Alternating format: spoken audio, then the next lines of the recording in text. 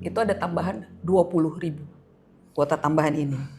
Nah, kuota tambahan ini dia diatur oleh pasal 9, yaitu adalah wewenang atributif Menteri Agama untuk membagi kuota tambahan ini. Kenapa harus ada wewenang atributif Menteri?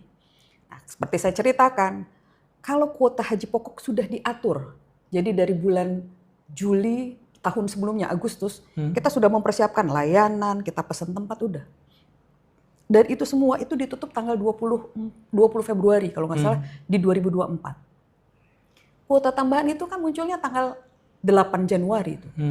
8 Januari sampai ke 2024 kita cuma punya waktu sebulan untuk mempersiapkan, untuk booking. Artinya kita ini sudah di ujung-ujung, udah di sisa-sisa. Negara-negara lain udah booking tempat, udah booking slot penerbangan. Nah, disitulah letak teknisnya. Mengapa Menteri punya wewenang atributif. Dia harus menghitung layanan sana bisa nggak gitu. Lalu ada embarkasi cukup nggak? Terus dana nilai manfaat yang ada dikelola BPKH. Nah, ini juga ya satu kunci. Jadi dana haji itu tidak dikelola oleh Kementerian Agama. Jadi kalau misalnya dibilang ada penyelewengan dana haji, artinya bukan Menteri Agama. Dana haji dikelola oleh BPKH. Ya gitu, itu udah dompet sendiri itu. Jadi nggak punya akses Kementerian Agama ke BPKH gitu. Nah, itu kan harus menjadi pertimbangan-pertimbangan seorang menteri. Ya, ini public policy. Nah, berdasarkan pertimbangan itu, maka ternyata kemampuan kita itu hanya 10.000. Jadi bukan 50% yang dilihat. Jumlah area di Mina yang cocok untuk yang cukup untuk Indonesia itu hanya 10.000 saja. Jadi area di Mina itu dibagi menjadi 5 zona. 1, 2, 3, 4. Yang 1 dan 2 itu yang dekat dengan Jamarot, tempat lontar jumroh. Itu harganya di atas 200 juta semua. Nah, zona 3 dan 4 itu kita masuk nih di haji reguler kita. Karena haji reguler kita itu biayanya sekitar 94 jutaan sampai 100 lah.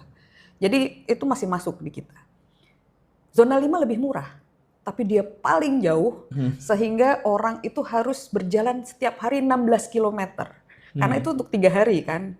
Dan itu sudah menjadi saran dari DPR atau rekomendasi dari DPR di tahun sebelumnya supaya tidak digunakan. Ini yang zona 5 yang disebut-sebut sebagai Mina Jadid. Itu karena dia berisiko besar. Dengan memperhitungkan itu, maka zona 3 dan 4 itu yang jumlah totalnya akhirnya bisa di sekitar 17 hektar. Itu hanya bisa ditambah oleh 10.000 orang. Gitu. Maka akhirnya keluar 50-50. Tapi bukan dibagi 50-50. Kalau tambahan pada saat itu dikasih 30.000, jangan-jangan akhirnya 30-70. Karena kita sebetulnya menghitung maksimalnya tuh 10.000. Jadi 50-50 itu bukan 221.000 dibagi 2 jadi 100. Bukan. Tidak. Itu yang orang-orang salah. Jadi marah. Padahal enggak, tidak seperti itu. Karena makanya ini ada misleading informasi. Seolah-olah dibaginya 50-50. Oke. Lalu bagaimana dengan beberapa ribu anggota jamaah haji yang gagal untuk berangkat karena kuotanya tiba-tiba hilang? Itu asumsi.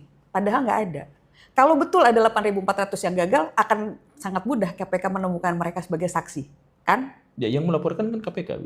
Iya, tapi saksinya bukan 8.400 itu.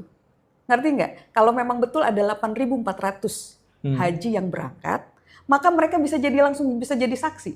Iya. Kita nggak pernah dengar ada 8.400 yang gagal berangkat. Itu asumsi. Karena dia katanya ada 10.000 orang. Jadi karena ini setelah saya bicara dengan juru bicara, mereka bicara soal kerugian sosial. Artinya asumsi.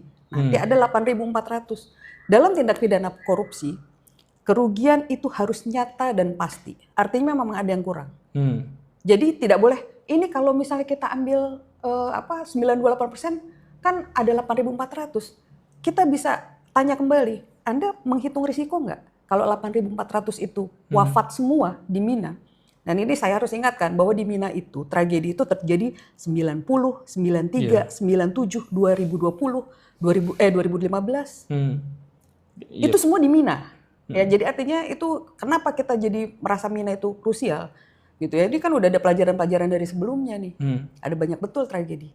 Kalau dia asumsi ada 8.400 yang batal berangkat. Jadi bukan real ya. Nggak ada itu yang batal berangkat, itu justru nggak ada. Gitu. Nah, itu kita bisa balikin lagi. Coba dihitung risikonya. Kalau 8.400 itu meninggal atau wafat, apa kita bisa menilai sebagai kerugian 1 triliun? Artinya kan justru penghematannya bisa lebih dari 10 triliun.